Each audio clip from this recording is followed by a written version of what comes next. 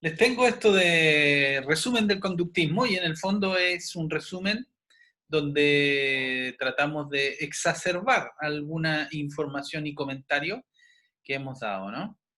Eh, yo creo que, a ver, si uno mira el conductismo, es injusto históricamente poner solo a la reflexología rusa como antecedente. Si bien es cierto, ahí está, es como que yo te invite a un asado, ¿cierto?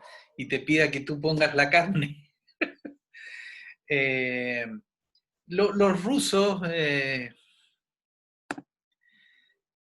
vamos a ver a Segenov, a Bestrev y obviamente a Pavlov, ¿ya? Y vamos a dar notas biográficas y contextuales, ¿no? ¿Por qué me interesa? Porque eh, hoy día me di cuenta, ¿cierto? Tenemos un alumno aventajado ahí en esta asignatura en el otro grupo, que es Ernesto Montúfar, ¿no? Y él me preguntaba cuál era la diferencia entre la psicología rusa y la psicología norteamericana. Bueno, está claro, hemos caracterizado, de hecho dimos espacio en una de las clases eh, al comentario del funcionalismo norteamericano, ¿no? Esta tendencia más bien ecléctica, triunfalista, digo yo, winner, ¿no? De la psicología, muy afín con el carácter social de los norteamericanos de fines del siglo XIX y principios del siglo XX. Y claro que sí, claro que sí. La Segunda Guerra marca la Primera y la Segunda Guerra marcan ahí una diferencia sustancial, ¿no? Y en términos prácticos, prácticamente no existe la psicología en la Unión Soviética, ¿no? Y estos antecedentes que presentamos de la reflexología rusa claramente tienen una identidad biológica, fisiológica especialmente, y después de la Segunda Guerra Mundial, neuropsicofisiológica, ¿no? Entonces, hay unas figuras que son muy destacadas, como Luria, ¿no? La escuela de Luria, el mismo Vygotsky, que no tributan a una versión de psicología occidental. Yo diría que el que más se acerca ahí es Vygotsky, y él está más bien considerado en el socioconstruccionismo. Es cierto que hay elementos constructivistas cognitivos ahí que después vamos a aclarar cuando veamos su teoría de la mente, considerada dentro de las teorías de actividad. Vygotsky no tiene nada que ver directamente con el conductismo, pero sí con la reflexología rusa, ¿no? Con esta tendencia materialista, eh, mecanicista, ¿no? ¿Y por qué lo planteo así? Porque una de las características del funcionalismo norteamericano es que si la cosa es una teoría muy compleja, la empujamos, ¿no? Eso dejémoselo a los complejos. Tiene que tener aplicaciones, y esas aplicaciones deben ser, entre comillas, fáciles, simples, ¿no? Bien, entrando a Alexis Pastenes. Y en ese sentido, lo que hace Watson, como les comenté a partir de las traducciones de Anrep era invitado justamente a estos seminarios que hacían los rusos cada cierto tiempo en San Petersburgo, entrando Manuel Gómez. Y él hablaba ruso, ¿no? Como un francés educado no era común que alguien hablara. Y los apuntes de las reuniones, que eran donde se presentaban efectivamente muchos datos y todas las hipótesis ahí, con el rigor científico que caracteriza a los biólogos, ¿no? Él saca varias de esas temporadas de conversación y las publica con la autorización, por supuesto, de Pavlov, las traduce al francés y de ahí al inglés, ¿no? y así es reconocida, porque ya se sabía por los trabajos de Watson que Pavlov era el que estaba trabajando con la reflexología. Y se sabía de la reflexología, ¿no?, en Estados Unidos, pero no con el detalle. Y ahora vamos a ver elementos históricos que explican cómo de alguna manera, eh, hasta la Rusia zarista, el sistema de comunicación era permeable, ¿no? Viene entrando Gustavo Abdala, ¿no? Y cuando Bueno, hablo... Hola, ¿cómo estás? bien, gracias. Qué bueno.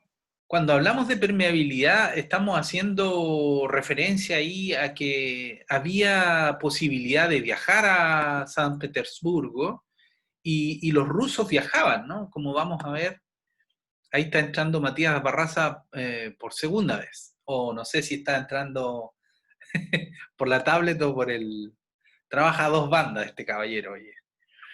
Entonces, vamos a empezar por Segenov, que yo los pongo juntos, ¿no? Segenov, Besterev y Pavlov, pero en realidad ellos pertenecen a tres épocas distintas, ¿no?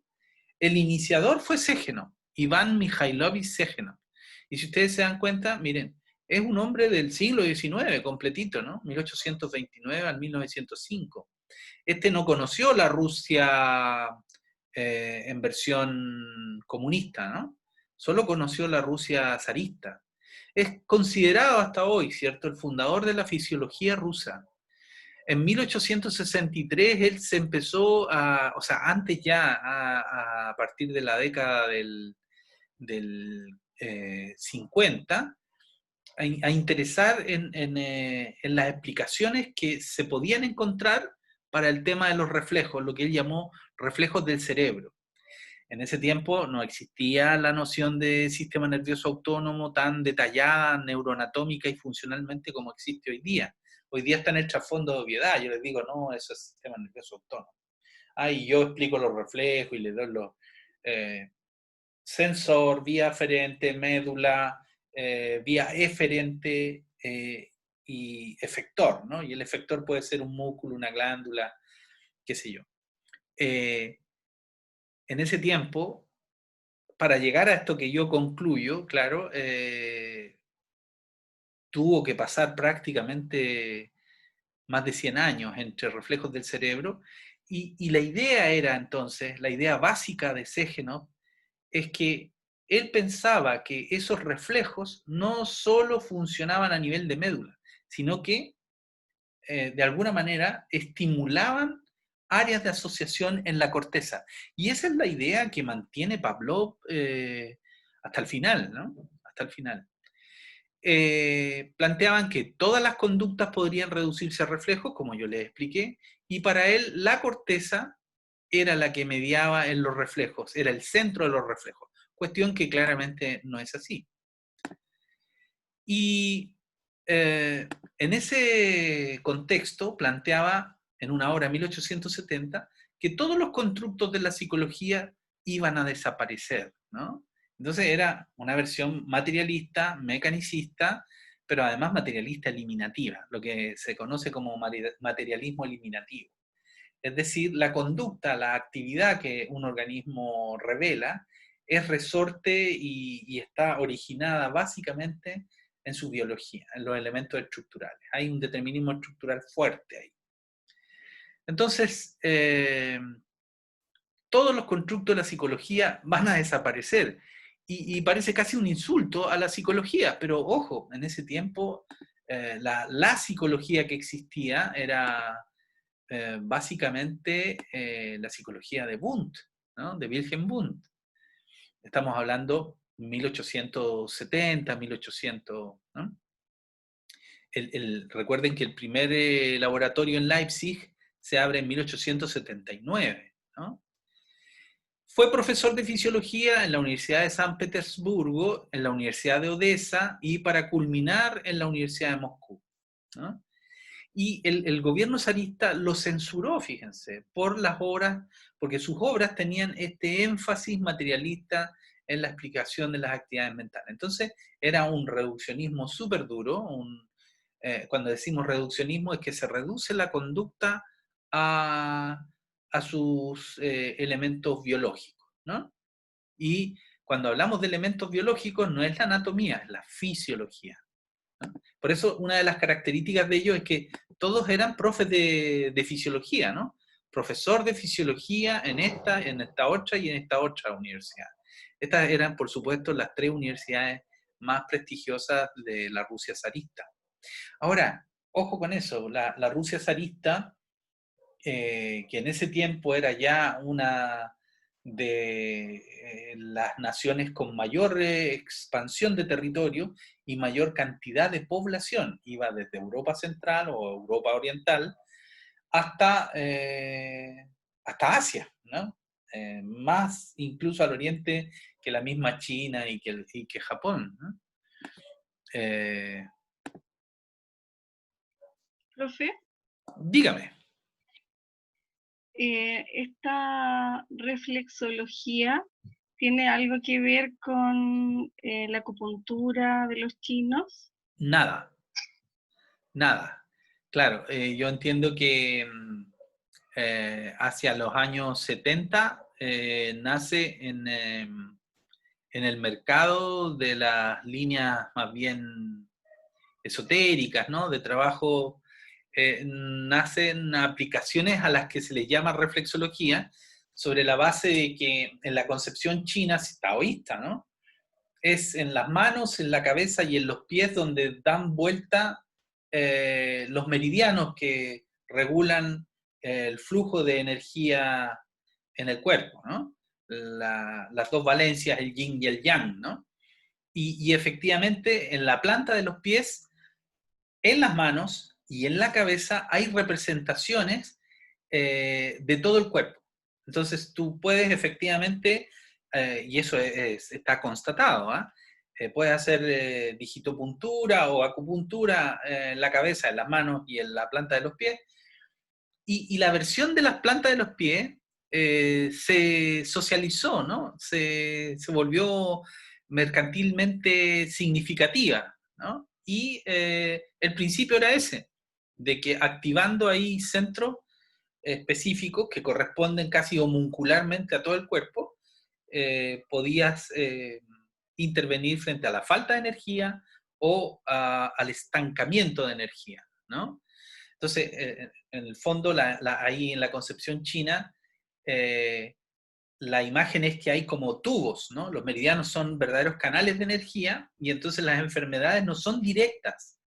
Es como los problemas de tránsito, ¿no? Cuando hay un taco en tal parte, faltan autos en tal otra, ¿no? Entonces la enfermedad es indirecta. Y lo que hace la reflexología, hasta donde yo he alcanzado a leer ahí ya textos oficiales de... ya, muchas gracias. Me trajeron una lectura a mi hijo Simón. ¿Eh? Voy a tener que después de la clase leer esto. Bueno, entonces la reflexología, esa reflexología tiene que ver con esta concepción de facilitar el libre flujo de la energía dentro de los meridianos, ¿no? Y claro, no tiene nada que ver con esto, nada que ver. ¿Sabes tú que con la acupuntura especialmente y todas sus derivaciones, la reflexología, eh, esa, esa reflexología, no, a pesar de que se ha estudiado sistemáticamente y que se ha constatado físicamente, no se sabe cómo funciona. ¿Ah? A nivel de mecanismos neurofisiológicos. Y ojo, los chinos y evidentemente los rusos también han hecho grandes avances en la generación de tecnología. Ahora todos tenemos la idea general de que se estimulan ciertas áreas, que se liberan endorfinas naturales, que efectivamente anestesian sectores, órganos, incluso áreas enteras del cuerpo, ¿no?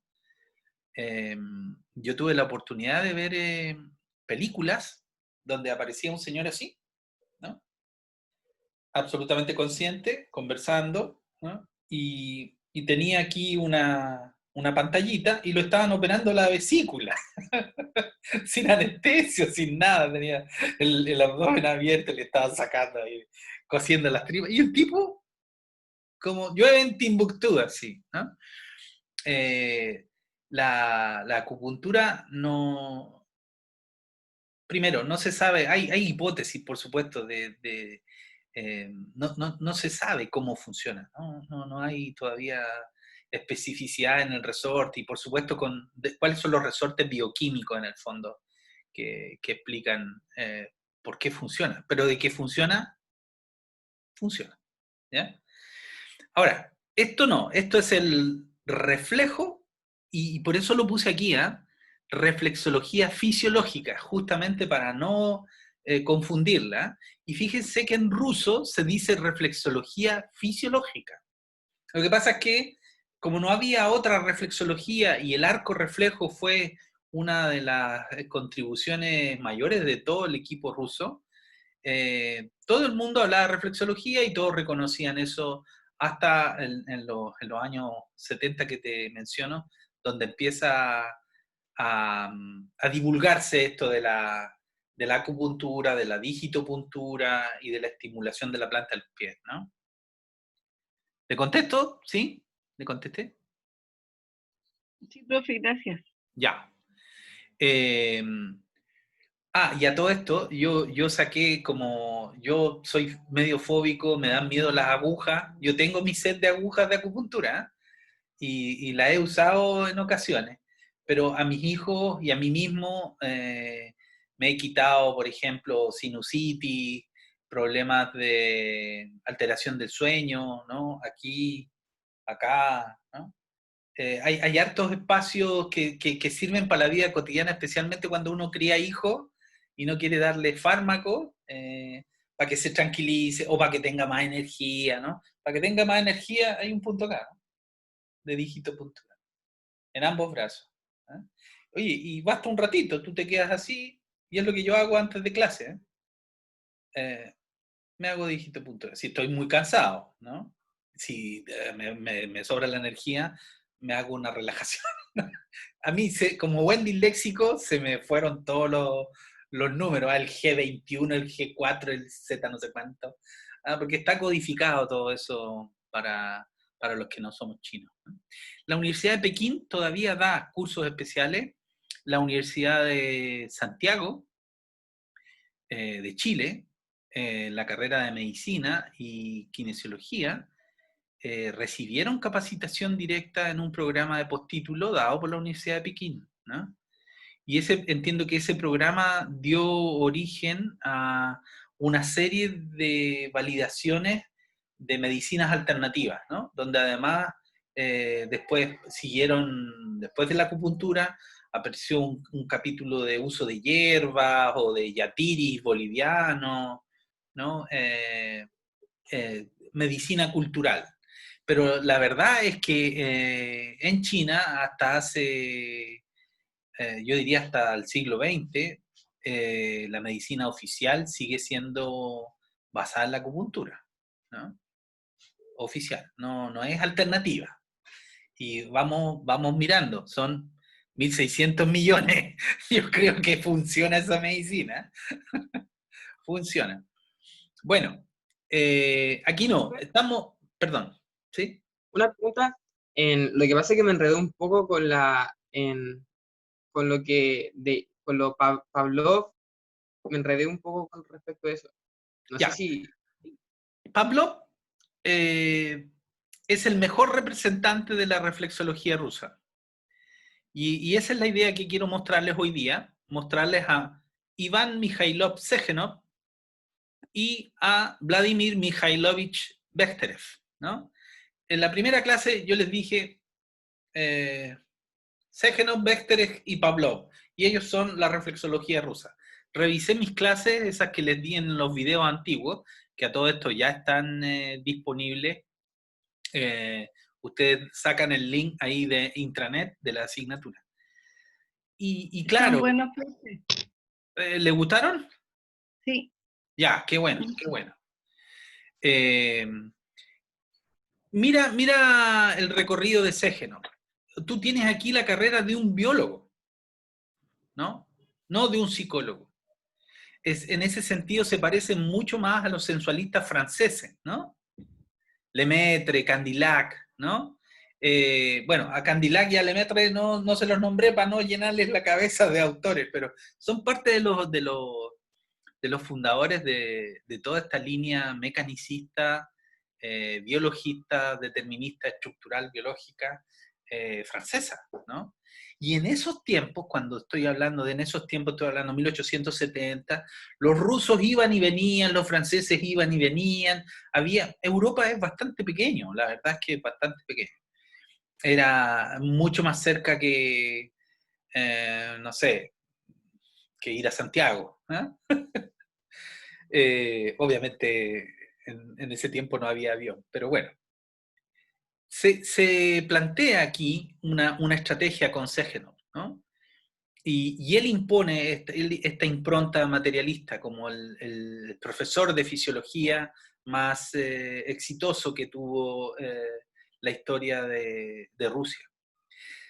Sin duda, que Bechterev es uno de sus más famosos estudiantes, ¿no? Y ojo, mira con quién trabaja Bechterev. Todavía no llegó a Pavlov, ¿no? Uno de los estudiantes más famosos fue Segenov, y después este famoso, Bechterev, trabajó con Wilhelm Wundt, trabajó con Jean-Martin Charcot, ¿no? Nuestro amigo Charcot, el profesor hipnoterapeuta de Freud, con el mismo. Sí, pero él era neurólogo, no era solo hipnotista, ¿no? Era neurólogo. Y ojo, gozaba de toda la tradición francesa sensualista y estaban efectivamente tratando de buscar los resortes fisiológicos de nuevo, ¿no? Entonces, ahí tenemos en el sensualismo francés este rechazo de la res cogitans, ¿no? De los elementos mentales. Hay ahí un desprecio casi por explicar lo mental con lo mental. No, si lo mental es simplemente el emergente, dicen ellos. De hecho, lo planteo en esta diapo, el antecedente, yo diría, ni siquiera antecedente, el conductismo empezó en Francia, ¿no? El conductismo empezó en Rusia, antes que en Estados Unidos. Y cuando estoy diciendo antes, estoy diciendo 50 años antes, ¿no? Estos neurofisiólogos, porque en ese tiempo no existía la neurofisiología, hoy día existen, ellos eran fisiólogos, ¿no? Pero, por ejemplo, Bechterev aplicó la reflexología y le llamó reflexología objetiva. Fue mucho más, Bechterev, mucho más, ¿cómo decimos? Hablador, no, histriónico, ¿no? Cuando trabajó con Wilhelm Wundt, criticó a Wilhelm Wundt, ¿no? Cuando trabajó con Charcot, criticó a Charcot. De alguna manera, tenía su versión biologista, determinista, materialista súper clara, súper clara. Y claro, Segenov había sido, en ese sentido, el que había modulado todo esto, ¿no? Él aplicó la reflexología objetiva de Segenov, o sea, de su maestro, a los problemas psiquiátricos. Se funda aquí el primer instituto psiconeurológico en San Petersburgo, pero era psiconeurológico, era efectivamente enfermedades que no se sabían cuál era su etiología. Seguramente ahí, si hubiese estado Freud, hubiese diagnosticado no sé, 80, 90% histeria, ¿no? Pero ellos trataron de hacer una especie de depuración del lenguaje, ¿no? Y entonces, en 1910, el mismo Bechterev, tomando sus propios trabajos y los trabajos que había compartido con Pavlov, publica Psicología Objetiva, ¿no? Este era el más histriónico de los tres, ¿eh? El más histriónico. Y Pavlov era absolutamente austero, un tipo obsesivo, absolutamente. De hecho, como vamos a ver, ganó el premio Nobel en 1904. Sí, pero publicaba paper en ruso nomás, ¿no? Y ni siquiera daba informes, y eran sus propios estudiantes los que eventualmente hacían eh, desarrollo de las tesis y todo el cuento, ¿no? Ahora, ellos se juntaban, sí, Sechenov, Bechterev y Pavlov, y a partir de 1870, o sea, efectivamente no fue tardío ni por si acaso, ¿no? Ellos trabajaban como en equipo, ¿no? Una de las características del trabajo en biología. Es muy difícil asumirlo como una tarea propia, ¿no? Y entonces, en esta obra de psicología objetiva, destaca su interés por descartar los conceptos mentalistas en la descripción, y escuchen bien, en la descripción de los sucesos psicológicos. Ese suceso psicológico está puesto adrede ahí. Porque si tú pones fenómeno, ellos te pegan, ¿no? ¿Por qué? Porque dentro de la epistemología materialista, mecanicista, biologicista, que los representaba, o que ellos representaban, no existían los fenómenos psicológicos. No había una fenomenología. No, no.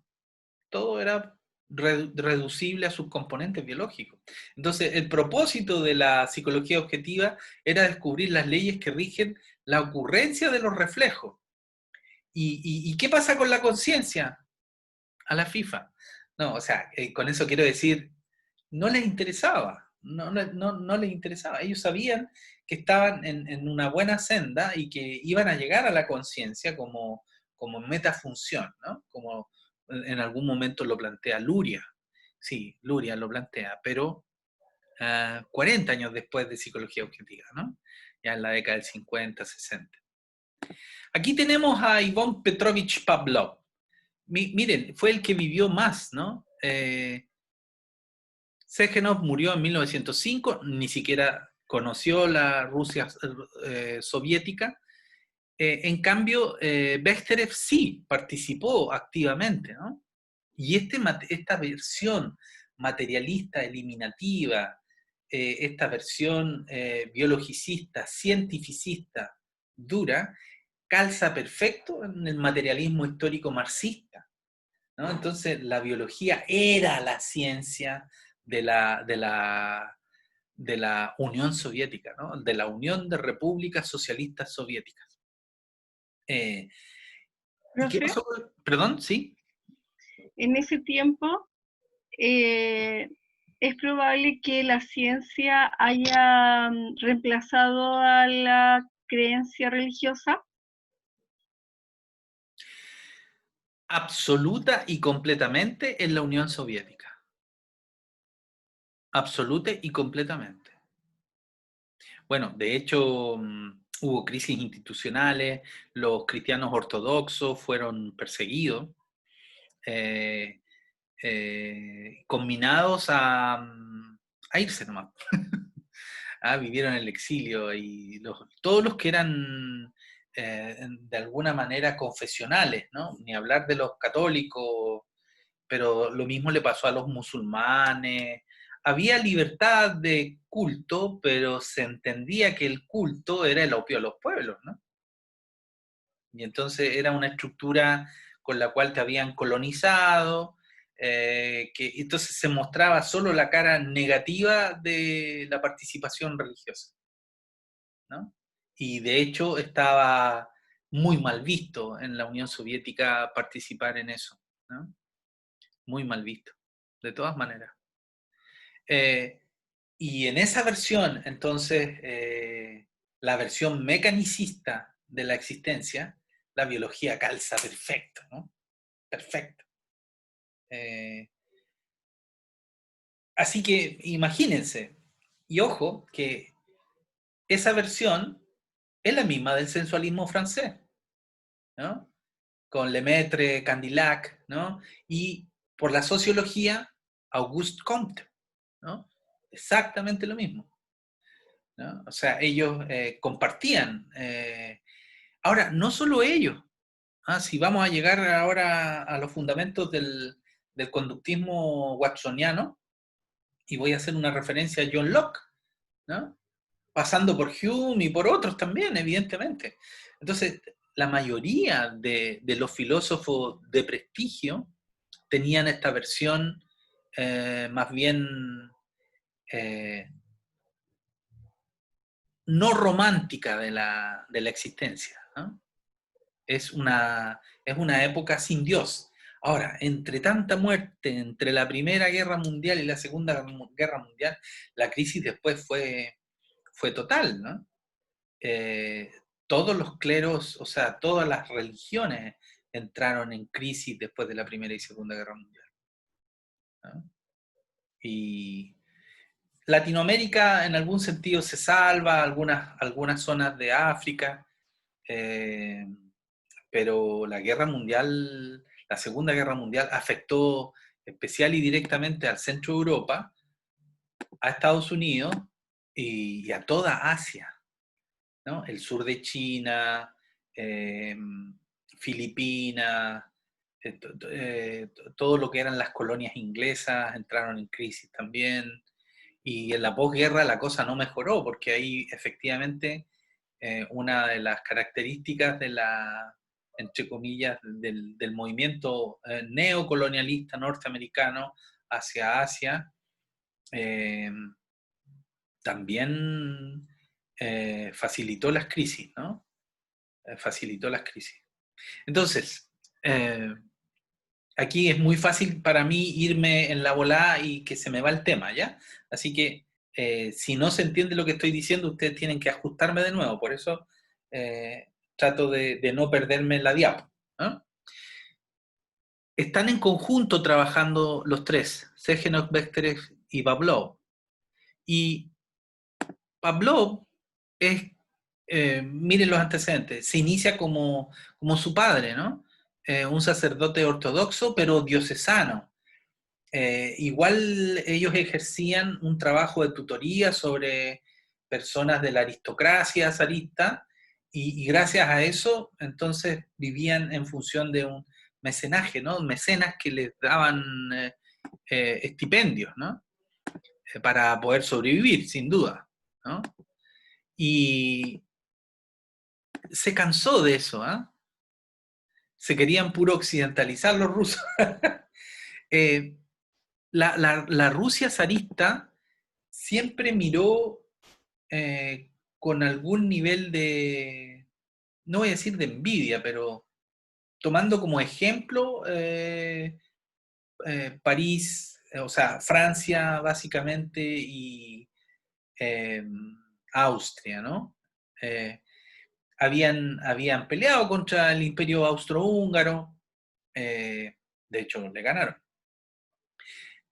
Pero a pesar del desarrollo que se logra en las distintas monarquías rusas, que habían durado prácticamente 1000 años, ¿no? Existía, y esto sí es un dato que he cotejado, entre el 94 y 96% de analfabetismo en la población.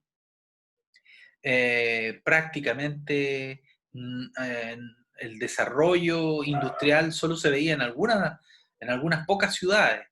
El nivel de injusticia en la distribución, o sea, si nos quejamos hoy día, yo me imagino que en ese tiempo debe haber sido terrible, ¿no? Y de hecho la caída de los zares está en función de hambrunas también, ¿no? De procesos políticos que pasan por crisis económicas donde hay mucha hambre y,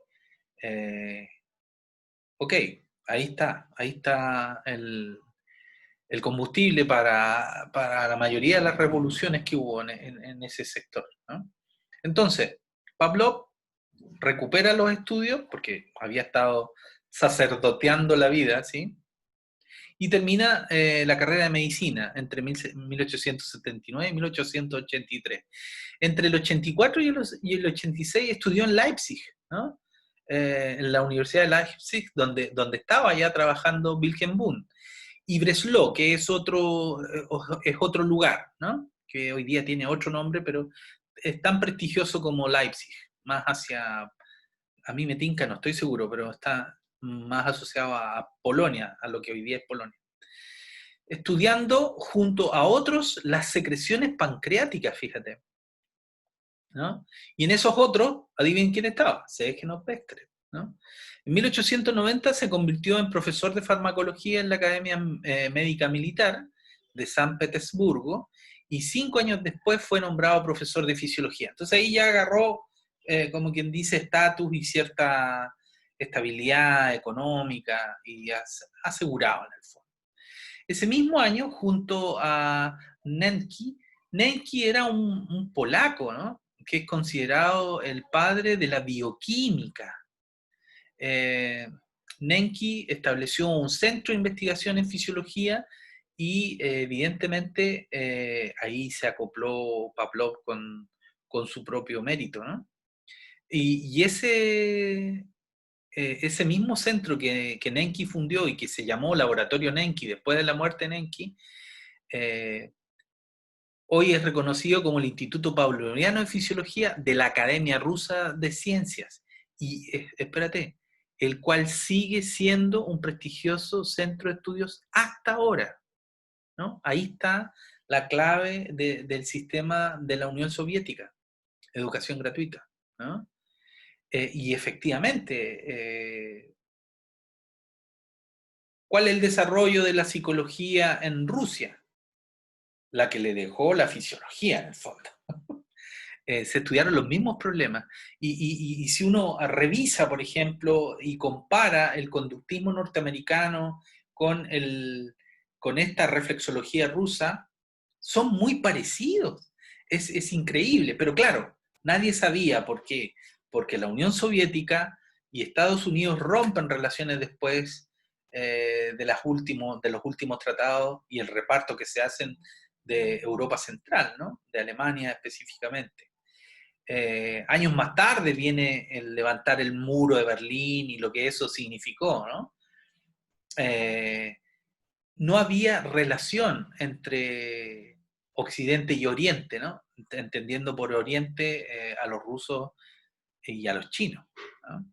Que ambos tenían mucha población y representaban entonces esta versión marxista, ¿no? Comunista. El diálogo que se da es muy pobre.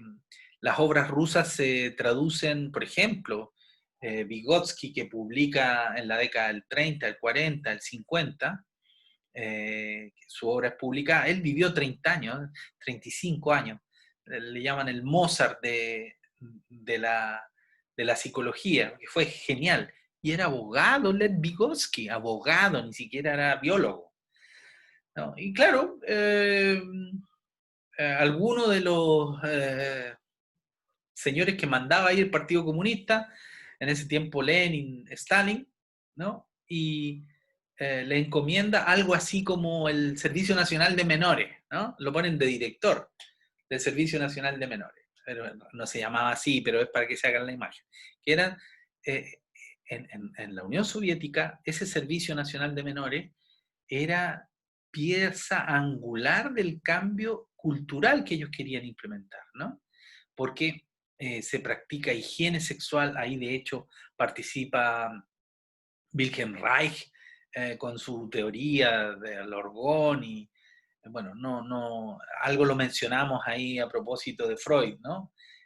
Como uno de los psicoanalistas lamentablemente más maltratados de la historia.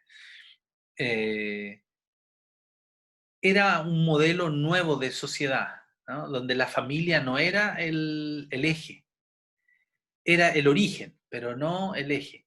El eje era el grupo, ¿no? Entonces se educaban en especies de internados, con pasantía, era una cosa muy móvil, muy libre también, con sexualidad, con control de la natalidad desde cierta edad para adelante. Y claro, toda esa situación, ellos fueron los primeros en usar sistemas de control de natalidad, ¿no? Cuando digo control de natalidad, estoy pensando en inhibir de legalizar el aborto, ¿no?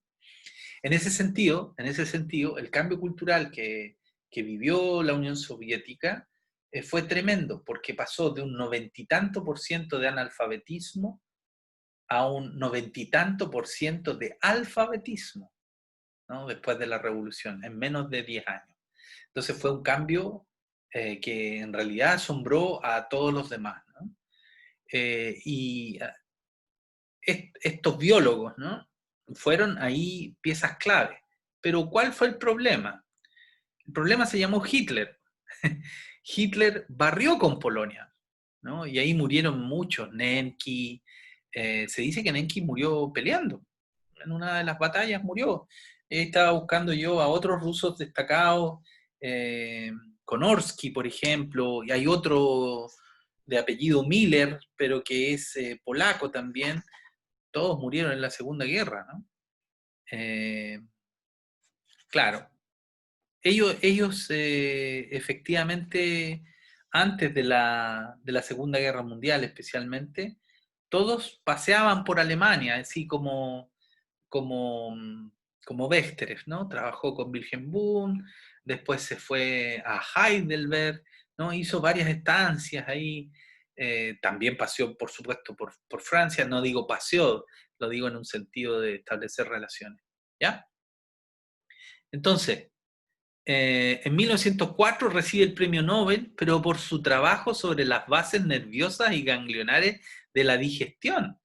Y por eso le dieron el Nobel, ¿no? Y claro, él confiesa en su texto que ahí se dio cuenta de que los perros, porque trabajaba con perros para ver la cosa del páncreas, anticipaban con salivación excesiva el alimento, ¿no? Y ahí se dio cuenta de que el sistema digestivo no era cualquier sistema, era súper vital, y que por tanto tenía un sentido incluso evolutivo estudiar esto en las especies, y bien, pum, se larga a estudiar eso, claro, y el Nobel le llegó por esos méritos y no por la reflexología misma, ¿no? En el fondo, es un descubrimiento, ¿no? Yo ahí subrayo aquí el descubrió y tengo que arreglar eso, ¿eh? No es apra, ¿no? Es para. Una forma científica de explicar el aprendizaje humano. Esa era la tesis, ¿no? Si para el positivismo, para el empirismo, todos, y para el iluminismo francés, todos nacemos iguales, ¿qué es lo que hace la diferencia entre unos y otros? El aprendizaje. Es decir, cómo adquieres las conductas que te hacen distinto, ¿no? Y los rusos tienen ahí una teoría de la mente que se llama teoría de la actividad, que es una justamente derivada de la fisiología, ¿no? Lo que ellos plantean tiene que ver entonces con que funciones como el lenguaje, como el pensamiento, son reducidas a la actividad, ¿no?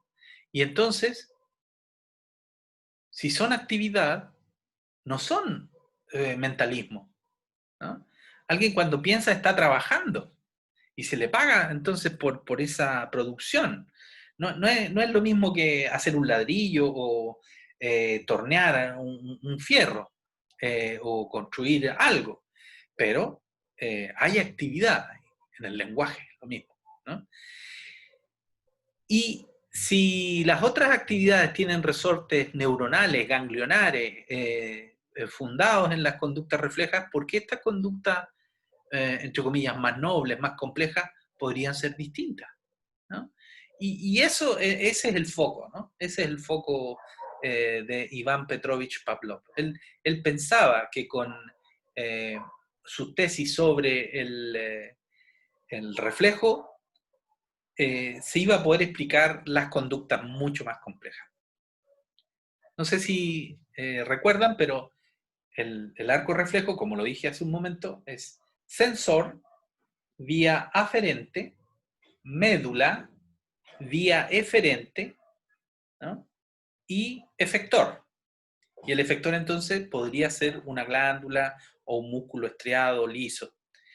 Lo que hace Pavlov después de su premio Nobel, es investigar cuáles son las asociaciones entre la médula y la corteza cerebral. Entonces vuelve a la hipótesis de Segenov, ¿no? Sostenida también por Bechterew. En ese sentido, ellos tres hacían estas reuniones y, bueno, Henri, como les conté, participaba como biólogo y se vio en la posibilidad de traducir unos capítulos completos de aquellos informes, ¿no? Y eso es lo que conoce y reconoce John Brodus Watson. No sé cómo se dice Brodus.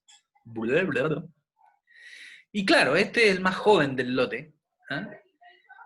Las tesis de Watson, en su tesis él reconoce a Hipócrates como el fundamento griego clásico, ¿no? Que es un presocrático, ojo. Lo que hace Hipócrates es intentar explicar la actividad humana como reacciones mecánicas reducibles a causas biológicas o físicas. ¡Pum! Todo lo dijeron antes los griegos. Eso es verdad. ¿Ah? También el sensualismo francés, esto que comentábamos recién, ¿no? Que en el fondo el conductismo tiene su versión inicial en ese sensualismo francés, al rechazar la sustancia metafísica, el res cogitans de Descartes, ¿no? A favor de un sistema mecánico que respondía a los estímulos del medio. ¿Les suena? Estímulo-respuesta, estímulos del medio. Algo semejante recibió Watson entonces del filósofo inglés John Locke y del empirismo y el asociacionismo. ¿Cuál es la diferencia? Que John Locke en su virtuosismo, ¿cierto? Derivado, por supuesto, desde Aristóteles, plantea que el asociacionismo es una ley, ¿no? Y eso imprime en Watson la marcada hipótesis de que puede prescindir de la biología, puede prescindir de la fisiología y explicar simplemente los hechos de asociación entre una actividad y otra. No importando, ojo, no importando cuál es el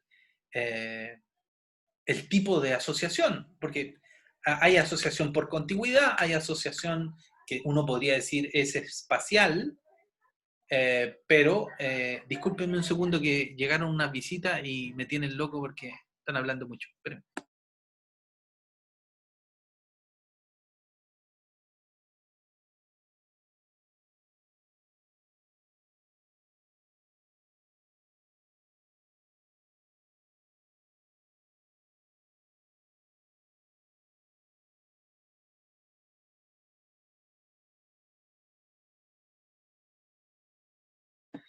Mis disculpas. Cerré la ventana. Salieron puros capos de ahí. Claro, claro. Gustavo Abdala decía, el profe está loco. Conciencia psicológica. Ok, no me hagan caso. Digo puras tonterías. Abdala, no te encalilles, no te encalilles. Solo porque te estimo, te seguiría estimando. ¿Ah? Ya. Este es Watson, y yo se lo había presentado así en la forma ladina, chilena, ¿no? Chilensi, para que usted lo recuerde como un plagiador de alto nivel, ¿no? Y la verdad es que durante esta semana que pasó, pude revisar más cosas de él y no, le hizo el quite, no plagió. Le hizo el quite, o sea, él pertenece a Estados Unidos, ¿cierto? Su maestro fue William James, él hizo su tesis con él, eh, quería volver a Harvard, era un tipo, diríamos hoy día, un emprendedor, ¿ah? Y participaba de esta versión winner de Estados Unidos como el éxito planetario, ¿no? El país que era un país de los sueños, donde tú llegabas pobre, exiliado y podías, claro, siempre que no fueras negro, que no fueras chino, y nadie es perfecto, ¿viste? Si no, pregúntele a George Floyd. Qué feo. Ya. Doloroso el el sistema gringo, ¿no? Pero sí, ellos se la creen, ¿no? Claro, que fuera el así llamado normal. Sí, sí. En el contexto de la Primera Guerra Mundial, recuerden que Estados Unidos jugó un rol casi de mecenas, ¿no? Le pasó, pero cantidad de armamento, de buques, de aviones, y claro, envió muy muy pocos soldados. Cuando entra la guerra, entiendo que fueron alrededor de 200.000 soldados que envió, versus los no sé cuántos millones que participaron en la Segunda Guerra, ¿no? En el contexto de esa historia, entonces, Watson piensa que es el momento de validar la tesis del funcionalismo norteamericano, ¿no?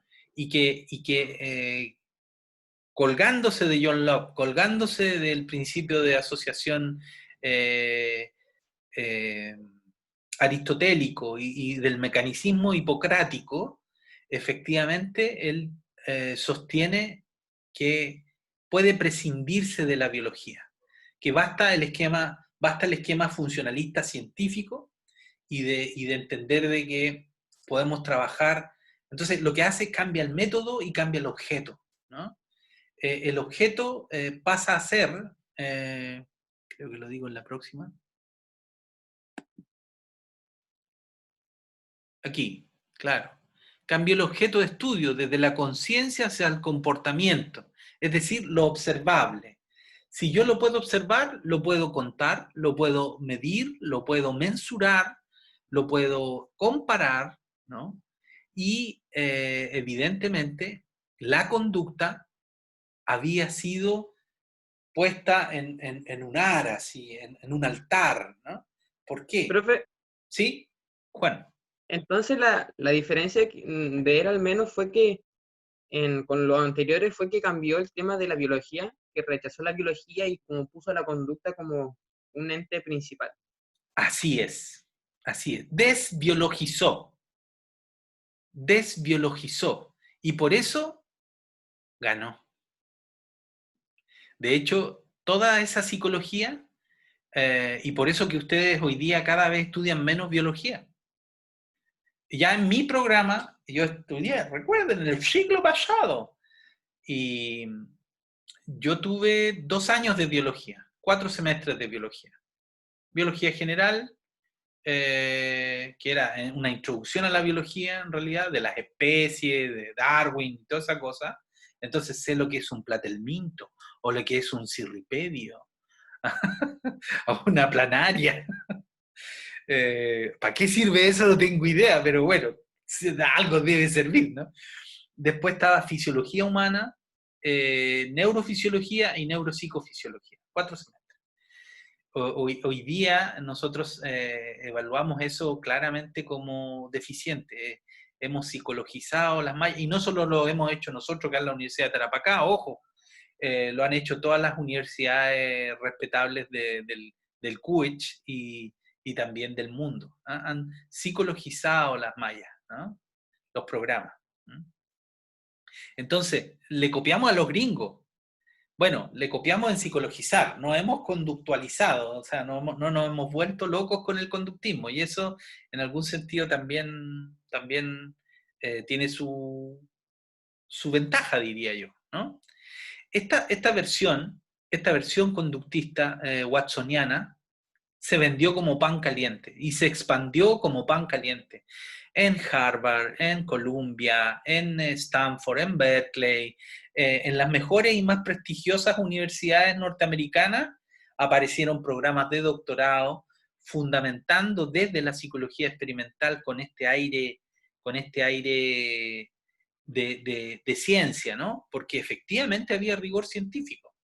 Y el conductismo en eso fue la base o sea, calzó así, pero justito, todo toda esta psicología experimental con la psicología conductista. Realmente se dieron un abrazo indestructible que calzaba epistemológicamente, calzaba metodológicamente y calzaba con el rigor científico que ellos querían que tuviese.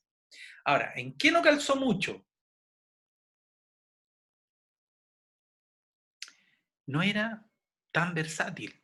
Si bien es cierto, el conductismo sirve muchísimo, muchísimo, en niños pequeños, por ejemplo, niños preverbales, en trastornos severos del desarrollo. Estoy hablando cuestiones que ahora no son consideradas enfermedad, pero que entonces sí, ¿no?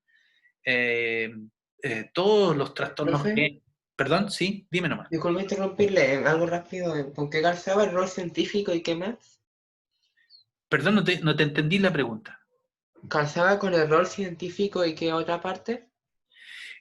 Con el funcionalismo, ¿no? Con el Funcionalismo. funcionalismo, claro.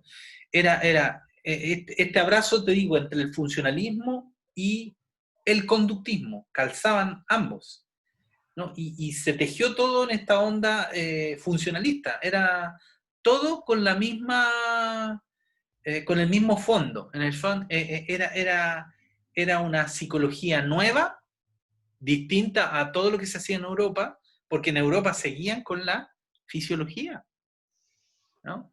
Seguían con la... En Rusia ni hablar, no había psicología, no había psicología. Ellos, y de hecho, insisto en aquello, ¿no? Eh, todos los autores relevantes rusos son biólogos, Luria es neurólogo, ¿no? Son todos... yo nombro a Luria porque es el que tengo ahí, pero recuerden que soy disléxico. Está Konorsky, está Pilichin, está... Bueno, hay montones de rusos que han contribuido incluso a versiones mucho más mentalistas. Los rusos no le tienen asco a la mente. ¿Por qué? Por esto que les mencionaba, de que ellos tienen una teoría de mente asociada a la actividad, ¿no? Y entonces, claro, probablemente no puedo saber lo que está pensando alguien que está así. Pero si le digo, resuelve esta ecuación, y el tipo está calculando ahí, ¿no? Escribiendo, borra, qué sé yo, hay una actividad. Lo mismo para el lenguaje, ¿no? Si el pensamiento está asociado al lenguaje, ok, tuvimos todo el pensamiento lingüístico y ahí nos ahorramos, y ellos tuvieron avances enormes en neuropatología del lenguaje, en teorías sobre el origen del lenguaje, y bueno, Lev Vygotsky es uno de ellos, que lo vamos a ver, Dios mediante, me dé salud, y todo vaya bien, deberíamos verlo en el módulo de lenguaje, ¿ya? No sé si va a ser este primer semestre o el segundo, pero no nos vamos a librar del módulo de lenguaje, lo vamos a pasar igual. Profe, Sí. y esto que se haya psicologizado todo, ¿cuál es su opinión respecto de eso? Maravilloso, maravilloso. ¿Sabes por qué? Porque, a ver, hoy día, digo maravilloso en términos de que es un río que nadie controla, ¿no? Eh, a mí me gusta la biología, me gusta la biología. No sé si se han dado cuenta. No me da miedo. Claro, Ignacio Pérez me dice, Vygotsky no tenía la teoría sociocultural. Claro, claro, es una teoría construccionista, ¿no? Entonces, la actividad intelectual puede ser modulada facilitando con andamiaje, ¿no? Entonces te pongo un tutor ahí que sepa más. Bueno, lo vamos a desarrollar más adelante. Eh, ¿Por qué es bueno, por qué podría ser bueno la psicologización? Porque dentro de la psicologización abres, es como que antes era una sola línea, ¿no? Entonces estaba así como, o estudio psicología o estudio biología.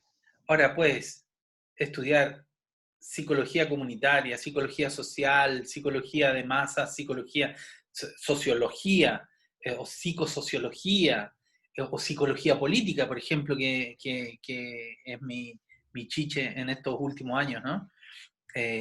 Fascinante, fascinante uno ir con todo lo que sabe uno de psicología ir a tratar de explicar un conflicto, explicar una crisis, o mejor, predecirla, ¿no? O tratar de entender los procesos políticos. Fascinante, fascinante. Y claro, eso se condice con que en esta era globalizada, ¿no? Es mucho más fácil conectar intereses comunes, entonces siempre vas a encontrar a alguien que tiene algo escrito, y probablemente no solo desde tu disciplina. Entonces, la psicología no es que se está volviendo más individualista, no, la psicología se desbiologiza, pero también se despsicologiza en términos de paradigma individual, ¿no? Y eso es lo que me he visto en la historia, así, ¡fua! Cómo se abre el abanico de las psicologías. Y hoy día tiene psicología del desarrollo, psicología clínica, psicología educativa, psicología del trabajo, psicología de esto, de demás acá. Tenemos psicología para las catástrofes, tenemos psicología para las pandemias, tenemos psicología para, ojo, para lo que pida, ¿no? Antes no era tan así, ¿no? ¿Quiénes eran los que? Perdón, Matías, sí. Digo, pero primero termine esa idea y después lo interrumpo. Que los que más se metían en todo eran los psicoanalistas. Efectivamente, los psicoanalistas tienen psicoanálisis del fútbol, psicoanálisis del teatro, psicoanálisis del cine. Uno de los psicoanalistas más brillantes que yo he visto, inolvidable, ¿cómo se llama? Ya me voy a acordar. Tiene la versatilidad, ¿no?, de ser un marco amplísimo. Y eso es solo el psicoanálisis. Entonces imagínense la potencia que tiene toda la psicología científica. La psicología científica no da pie en falso en ese sentido. Cuando te estoy hablando de psicología política, por ejemplo, claro, la psicología política no es psicología. Es una mezcla entre psicología social, filosofía política, antropología política, economía política, filosofía política, ya lo dije, y todo eso lo metes, y claro, ahora, ¿por qué es científica? Porque tú puedes hacer estudios sistemáticos para predecir, por ejemplo, los elementos de una crisis, ¿no? Hay un fenómeno ahora político que se llama cinismo político, ¿no? El cinismo político es esto de, no importa quién esté de presidente, me interesa que no robe tanto. Eso es cinismo político, ¿no? Que se contrapone en muchos sentidos a los procesos que han vivido en algún momento países como Venezuela o como Cuba o como Bolivia, ¿no? Donde hay otra estructura de cambio social, ¿no? Sin duda la influencia del pensamiento económico neoliberal extremo que ha habido en Chile en la historia. No en los últimos años nomás. No, si esta cuestión es antigua, ¿no? Los temas de neocolonialismo, de que nos damos cuenta de que yo soy Romero, y soy Romero por parte de mamá y papá, y resulta que tengo aspecto huilliche y no hablo mapuzungún. ¿Por qué? Soy mestizo, sí, pero usted dígale mestizo a alguien, pues. Capaz que te escupan de vuelta, es un insulto decirle mestizo, cuando es nuestra condición, ¿no? La mayoría de nosotros somos mestizos. Sin embargo, nos creemos españoles o chilenos, ¿no? Ser chileno, ¿sí? Entonces, un chileno, ¿para qué va a hablar mapuzungún? ¿Para qué voy a hablar aymara? Si para eso están los aymaras. ¿Para qué voy a hablar mapuzungún si para eso están los mapuches? Esta negación, ¿no? Todos estos procesos, por ejemplo, de identidad colectiva, de carácter social, son súper complejos de estudiar, y cada vez, en la medida que esta se abre. ¿Ese fue Gustavo o fue Pilar? Salud. Salud. Salud. Salud. Ay, lo siento, pensé que tenía el audio apagado. No, no fui yo. Por suerte esto no contagia, Gustavo. Posible caso. Vamos a mandar a hacerte, te vamos a sapear ahí a la Seremi de Salud. No, bien. El COVID, claro. Ok, entonces, sí, es una ventaja, yo lo veo como una ventaja enorme, ¿no? Pero es el mismo proceso, ojo. ¿Por qué? Porque, como que vergüenza, son reflejos. Acuérdate, estás en una clase de reflexología y has dado cuenta de un reflejo. Ese es un reflejo, ¿no? El estornudo. Y ojo, que es así de contingente es tu colaboración en esta clase, ¿ya? Así que no te sientas avergonzado, por favor.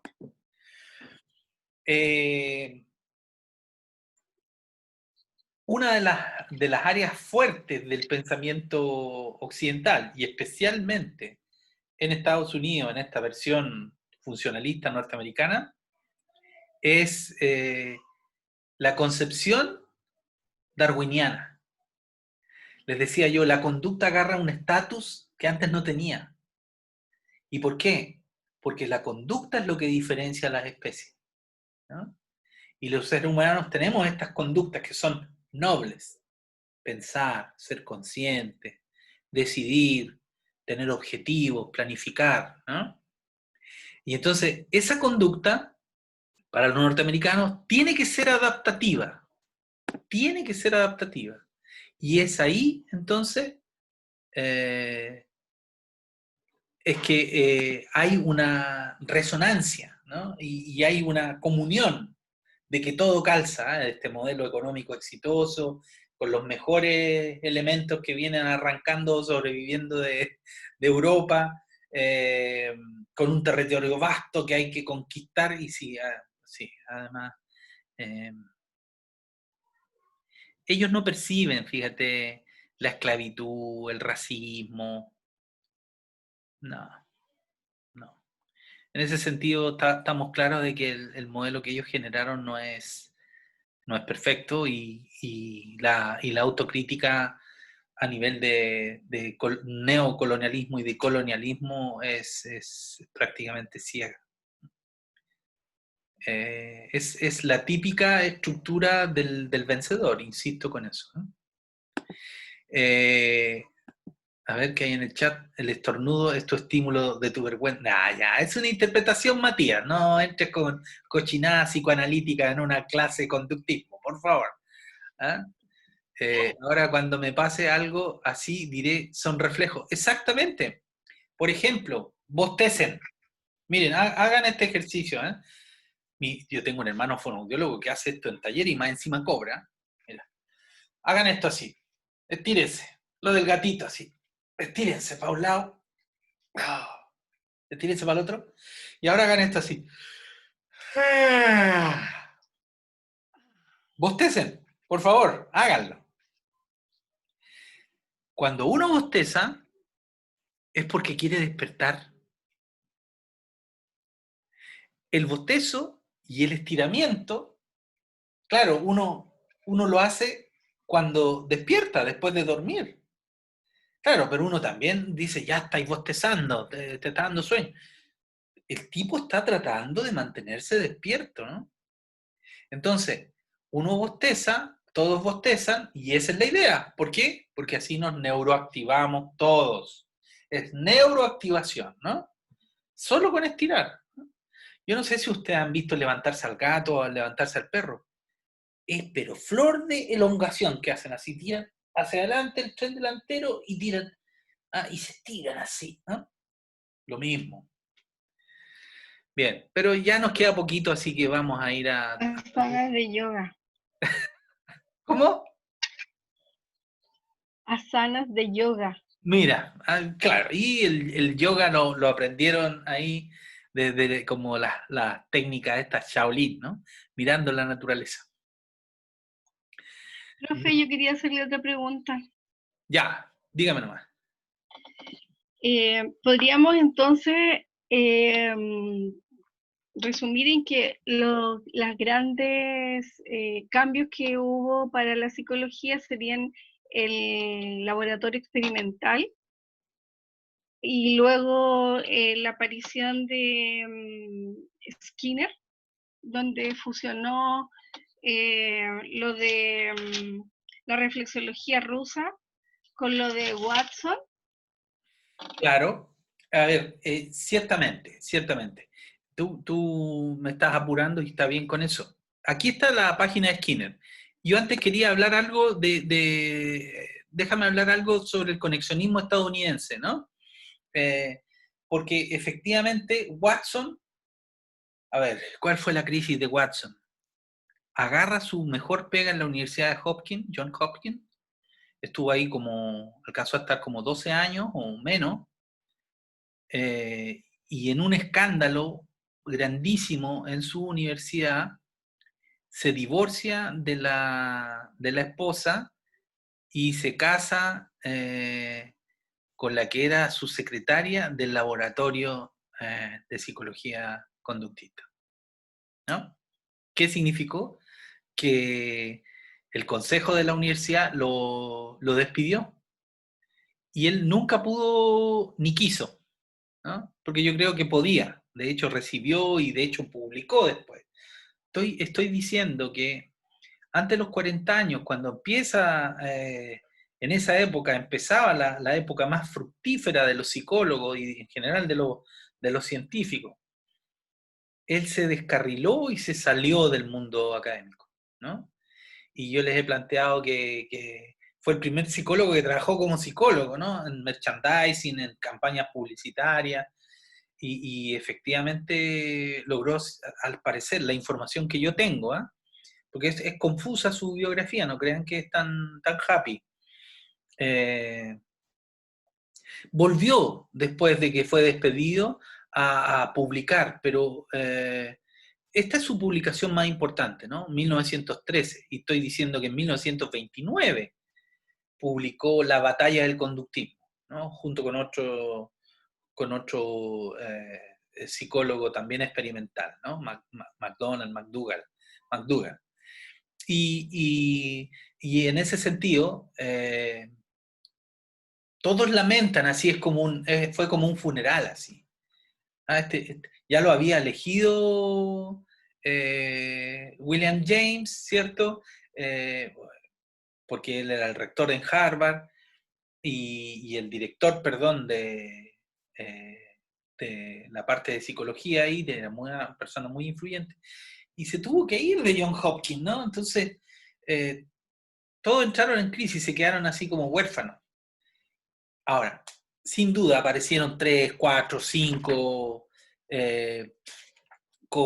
coetáneos ahí de otros conductistas, Edwin Holt, Albert Weiss, Carl Lashley. Oye, en la católica me hizo clase una discípula de Lashley, ¿no? Y que a mí me encantaba porque contaba puras anécdotas nomás y Bosnia, no, yo también cuento anécdotas, pero ella, lo único que recuerdo de Lashley es que tocaba el cello, ¿no? Se aburría y empezaba a tocar el cello. Yo toco el timbre, ¿no? Bueno, Lashley, Weiss, Holt, son los que siguieron con la onda conductista watsoniana, dura, firme, ¿no? Y de hecho mejoraron mucho la discusión. Y aquí hay una época hasta que aparece Skinner, pero Skinner aparece después del 30. Entonces, hay hartos años en que no pasó mucho con el conductismo clásico y surgen otros teóricos del aprendizaje, porque se acuerdan que esta era una forma de explicar cómo es que uno aprende, ¿no? Esa era la base, ¿no? Por eso esta psicología conductista, en el fondo, responde a la psicología del aprendizaje. ¿Cómo es que uno aprende? Y ahí la figura más destacada es Thorndike, Edward Lee Thorndike, coetáneo también de Watson. No fue conductista, aunque algunos lo declaran como conductista, pero no fue conductista, sino más bien un funcionalista que trabajó con William James estudiando la inteligencia animal. Miren la tesis que hizo. Hizo la inteligencia en pollos, inteligencia animal, un estudio experimental de los procesos asociativos de los animales. Pero ¿qué es lo que descubre? Descubre la ley del efecto, ¿no? Y él, trabajando en Columbia, con sede en Nueva York, se queda en ese trabajo, que era un trabajo más bien de formación de académicos, de profesores, ¿no? Trabajando en temas educativos y en los test de inteligencia, pero su ley del efecto, esto de que la conducta está en función de los fines, ¿no? Pero claro, eran los fines de Charles Sanders Peirce, ¿ah? Eran las intenciones del mentalismo. Entonces no cabía en el esquema conductista, no había espacio para fines, ¿ok? Y los conductistas estaban tratando de, bueno, ahí dice, predice el paradigma, es paradigma, ¿no? Skinneriano, predice, de alguna manera, no es que lo predice, lo anticipa.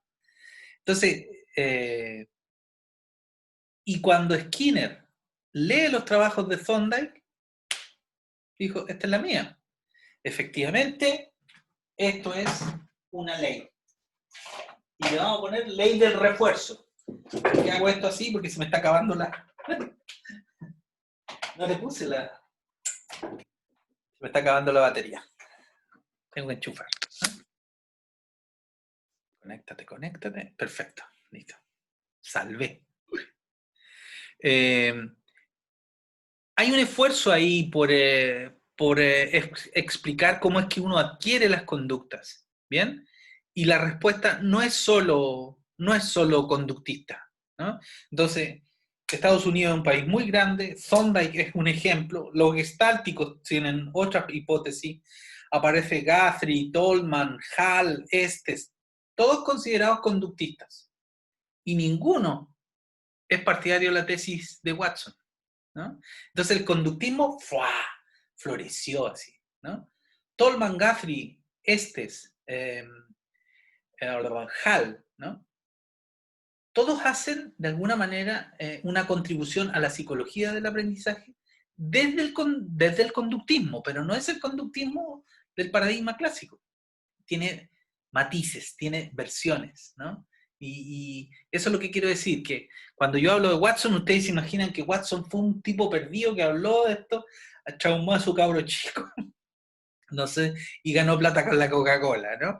No, es bastante más que eso, la verdad, bastante más. Ah, bueno, y ahora agreguemos, se casó con su secretaria, ¿no? Nada original para los tiempos, eso, ¿no? Aparece Skinner. En 1931 obtiene su doctorado en psicología en Harvard. Luego enseñó en la Universidad de Minnesota, en la Universidad de Indiana, para volver a Harvard en el 47, en la posguerra. Entonces, aquí él se encontró en el 47 con la obra de Watson y todos estos que yo les he nombrado, Guthrie, Tolman, Hall, Estes, incluso este es posterior a Skinner. Pero empezó en esos años, cuando él era la égida del conductismo, ¿no? Y claro, adapta la tesis de Thorndike, de la ley del efecto, a esto de que la respuesta está en función de sus consecuencias, y a la consecuencia le llama refuerzo, que puede ser positivo o negativo, dependiendo si aumenta la probabilidad o baja la probabilidad.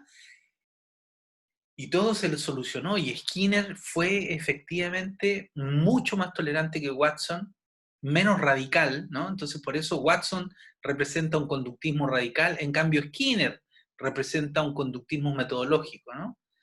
Para él la conducta estaba sujeta al determinismo ambiental. Y entonces calzaba, porque o se determina por el antecedente, estímulo, o se determina por el consecuente, refuerzo. En 1950 publicó su obra ¿Son necesarias las teorías del aprendizaje? Y le pone un fin a la sobreteorización. Dicen, no hay que sobreteorizar, mire, siguiendo a Watson, ¿no? Pero después de pelearla como 10 años. Esta fue la obra que marcó el fin de la teorización en conductismo, y entonces pasaron a ser, a las contingencias de estímulo-respuesta, se sumarán ahora al paradigma operante de respuesta-refuerzo. ¿Y qué es lo que sale en concreto, Pilar? Aquí, lo que sigue. Este es el análisis funcional. ¿no? Es una de las aplicaciones clínicas más exitosas que ha tenido la psicología científica. Definir un problema, primero, en términos observacionales, ¿no? Registrar su línea base significa contar cuántas veces sucede en un día, en un periodo, depende de la conducta que estemos operacionalizando, ¿no? Elaborar un plan de reforzamiento contingente, saber qué situaciones o consecuencias aumentan la probabilidad que se sostenga, mantenga o aumente la conducta y cuáles la inhiban, ¿no? Aplicar un plan de reforzamiento, y esto puede incluso incluir contracondicionamiento, es decir, elegir las conductas incompatibles con esa conducta problema y esa reforzarla, ¿no? Quinto, observación y registro de la conducta problema, ver qué es lo que pasa, ¿no? Entonces, aplico el reforzamiento y observo y registro. Hacer una evaluación de la implementación, ¿no? Y ver, comparar, decir, a ver, esta es la conducta problema antes y esta es la conducta problema ahora. Antes se hizo 10 veces caca el niño en la sala de clase y ahora no se hizo ni una vez caca en la sala de clase. Eso, por ejemplo, en Copresi, uno de los casos que, por ejemplo, un psicoanalista te toma un niño encoprético, un niño que se hace caca, ¿no? Lamentablemente existe ese trastorno. Seguro lo va a tener 10 años en psicoanálisis. Y no sé si se va a seguir haciendo caca.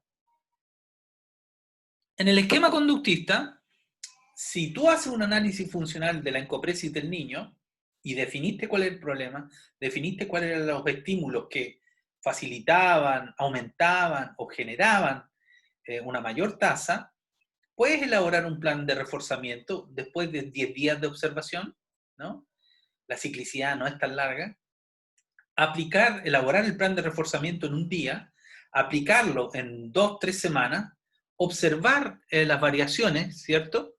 En términos de registro de la conducta problema, y hacer el seguimiento después, suponte tú, a los 6 meses, a los 3 meses, de cómo le habrá ido a fulanito, cómo estará la frecuencia. Voy a hablar con la mamá. Mamá, ¿cuántas veces se ha hecho caca? Se hizo caca una vez. Ah, ya. Vamos a hablar con la profesora, qué sé yo. Imaginémonos un niño que está en primer ciclo básico, de primero a cuarto básico, ¿no? Por ejemplo. Los casos, entre comillas, difíciles, las encopresis, las enuresis, las adicciones, la esquizofrenia, todos los trastornos generales del desarrollo con hándicap, con problemas de coeficiente intelectual, la psicología de la salud, cómo nos lavamos los dientes, qué tratamiento le hacemos a los hipertensos, cómo le enseñamos a los diabéticos a no comer cosas dulces. Todo se hace con conductismo, si no clásico operante. Toda la psicología de la salud a nivel mundial. ¿Y qué? ¿La hacen los psicólogos? La diseñan los psicólogos, pero ¿quién la implementa? La enfermera, la trabajadora social, el educador, ¿no? Claro, claro. La educación del tránsito, también. Entonces, eso es lo que quería contarles, que el conductismo goza de buena salud. No se ha acabado el conductismo. ¿Eh? Uno piensa que esto murió el siglo pasado y que ya no hay conductistas por el nivel de... Entonces, la ventaja que tiene es esta operacionalización. Es muy fácil evaluar la intervención conductista, porque están claritos los criterios, ¿no? Si usted lo compara con cualquier otra intervención clínica, lo más probable es que esta sea mucho más sistemática, fácil de modular en un manual. La terapia la puede hacer cualquiera, digamos, que tenga buenas intenciones y, por supuesto, la capacidad de usar con rigor este lenguaje, ¿no? Eso es lo que tenía que presentarles.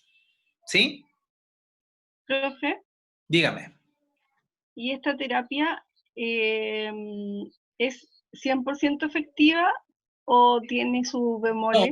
No hay terapia 100% efectiva, sin duda.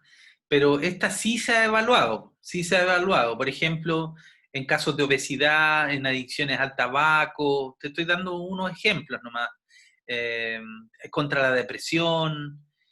Ahora, sin duda, que los modelos que siguen el conductismo, en la medida que incorporan procesos mediacionales, que ya lo vamos a ver en la próxima clase, logran mejores índices. Especialmente en temas donde uno aprovecha porque en este contexto, no sé si tú te fijas, yo no necesito que el niño me hable.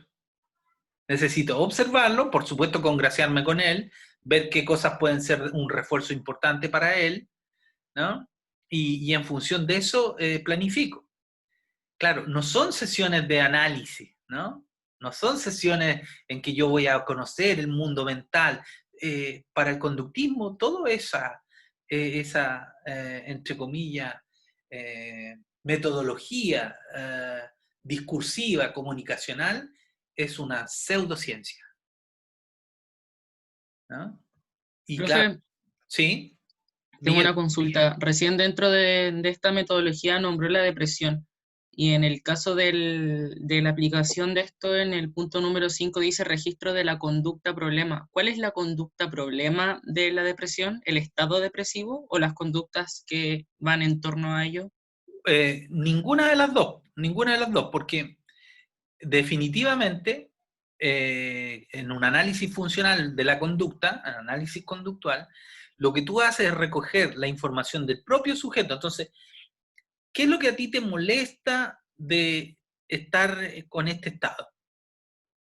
Mire, que yo abro los ojos en la mañana y veo que el mundo es una mierda, que lo veo como si que tenga que subir un cerro grande y no tengo capacidad de hacer ese esfuerzo.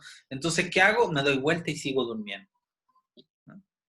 Ah, ya. ¿Cuál es el problema? El problema es ese pensamiento, es la imagen de tener el cerro insubible, o es que no tengo la capacidad para levantarme.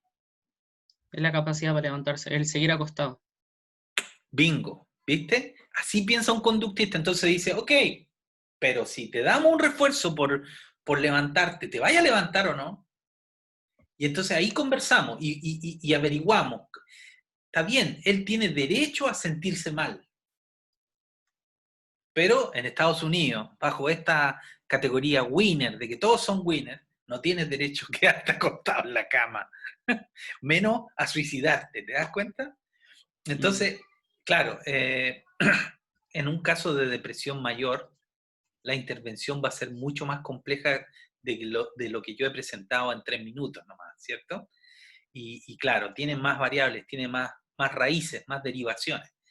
Pero sin duda, todos se hacen desde el punto de vista de la conducta, ¿no? Ahora, ¿qué problemas tiene esto de definir el problema? Me salgo del caso de la depresión. Imagínate, ¿quién define el problema? ¿Lo define el terapeuta? ¿Lo define el paciente? ¿Hacemos una votación? ¿Cómo se hace? Bien, históricamente lo que ha, entre comillas, predominado es que hay una asociación entre el terapeuta y la familia, ¿no? Si es que es un niño. Si es que es un adulto, vamos a definir con el adulto. Pero no siempre hay calce ahí. ¿Por qué? En la mañana di un ejemplo que yo creo que es clásico y es bueno, el homosexualismo. El homosexualismo fue considerado no solo una enfermedad, además un delito, ¿no? Hasta bien entrado el siglo XX. Uno de los iniciadores de la inteligencia artificial, Alan Turing, siendo un destacado académico de la Universidad de Londres, vivió en la marginalidad, terminó preso, castrado químicamente y se suicidó. ¿Por qué? Porque era homosexual.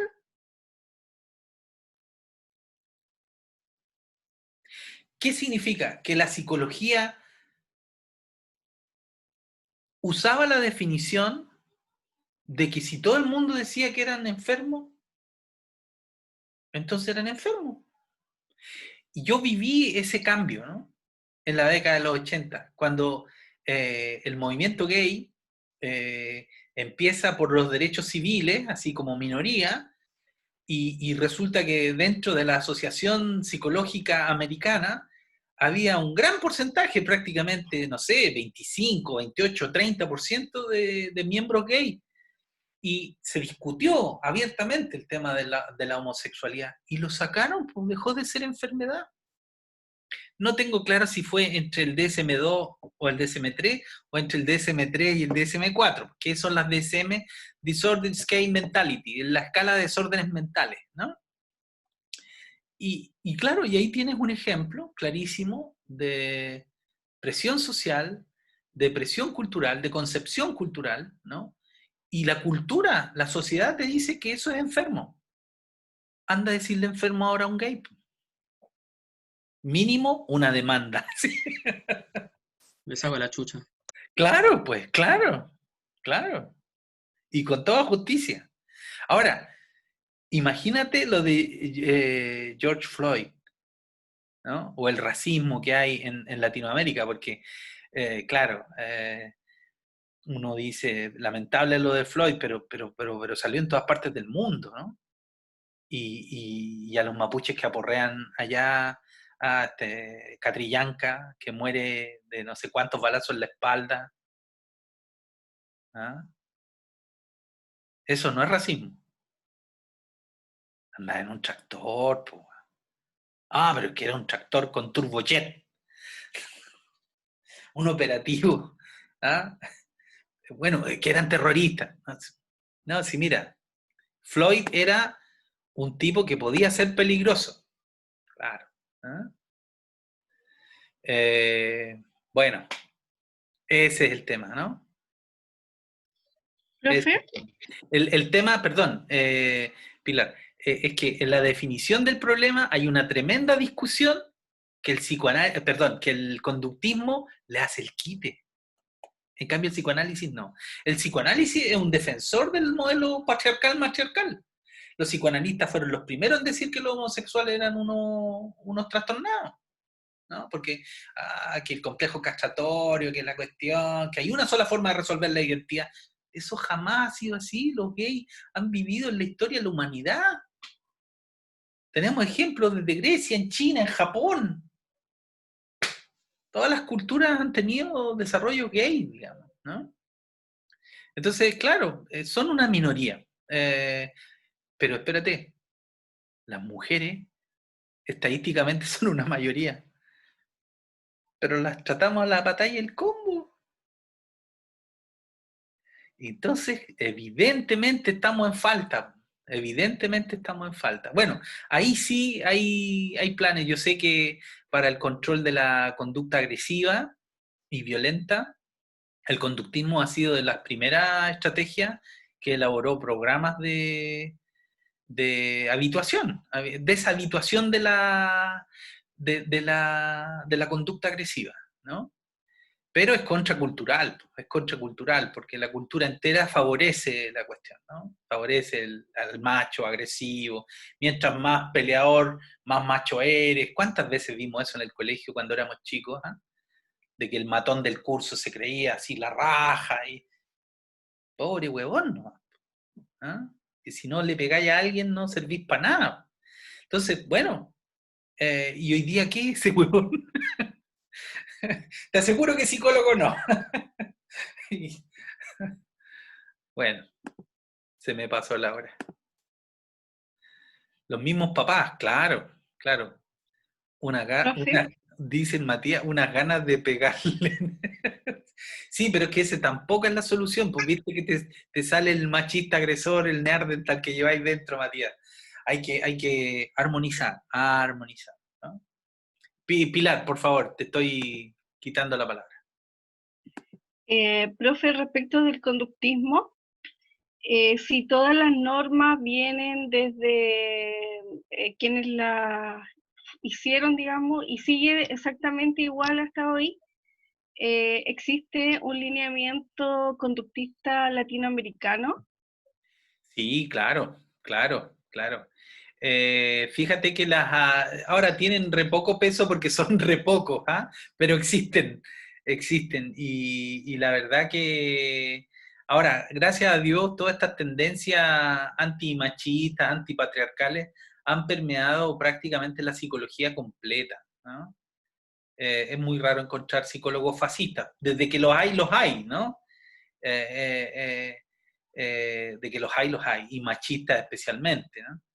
Gente de mi generación, estamos llenos de eso, ¿no? ¿Por qué? Porque nos criamos en tiempos distintos. Y lamentablemente están en situación de poder también, ¿no? Entonces, ahí la parte política, pero sin duda, después de el movimiento social de las mujeres, digamos, de las feministas, ahora toda esa gente la piensa 10 veces antes de hacer cualquier cosa. 10 veces. ¿Y por qué? Porque no es una minoría pasiva, ¿no? Pero sí, lo que quiero decir es que la situación, a pesar de las protestas en Latinoamérica del feminismo, que se demoró en llegar, ojo, se demoró en llegar, porque las centroeuropeas están alegando hace, no sé, 50 años, y los movimientos sociales lo que han constatado es que en Latinoamérica se da esta terrible mezcla, ¿no? Lo conversábamos con un psicólogo político hace poco, ¿no? Alessandro Suárez da Silva, ¿no? De la Universidad de Sao Paulo. Él dice que es peor que ser mujer. Ser mujer negra, ¿no? Y ser mujer negra trans. Entonces, hay formas de llevarte a la marginalidad, ¿no? Entonces, mientras más al margen que hay, más prejuicio hay contra ti y más vas a sufrir, la verdad. Entonces, eso no puede seguir así, ¿no? Necesitamos cambios sociales y que la gente tenga en la cabeza que no es llegar y sacar, no sé, leyes para tal o cual cosa, ¿no? ¿Qué Un es el significado más universal de lo que somos los seres humanos todos. Claro, claro. Y una mirada tolerante, si eso no es respeto, es amor, es cooperación, ¿no? Pero claro, ¿quién va a confiar hoy día? ¿Ustedes confían? Bueno, la mayoría de los chilenos no confía. ¿Por qué? Porque tenemos un sistema político, económico, ¿cierto? Como dice Mirko Macari, esto no es una sociedad, es una economía. Entonces tú estás esperando que te estafen. Y claro, y nos falta el chileno pillo, el emprendedor, que pilla ahí el negocio, ¿no? Eso. Bien, se nos pasó la hora, chicos. De conductismo y otras cosas seguimos hablando en la próxima clase. Me tengo que ir. Un abrazote, que lo pasen bien, descansen. Gracias, profe. Nos vemos. Profe, Que esté bien. gracias, profe. Chao, Chao. profe. Se cuidan. Chao. Buenas noches. Tomen agua.